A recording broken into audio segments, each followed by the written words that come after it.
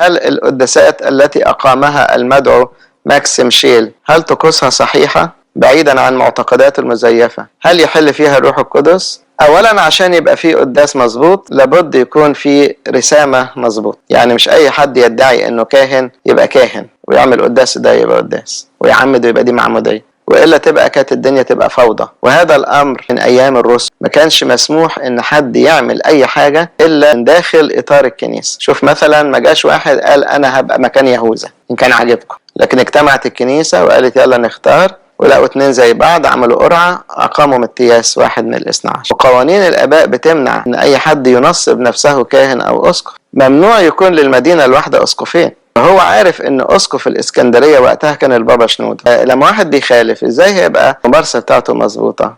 انا فاكر ساعتها البابا شنودة كتب في الكرازه انا حزين عليك يا ابني، لان الشهوه بتاعت ان الانسان يبقى كبير شهوه متعبه.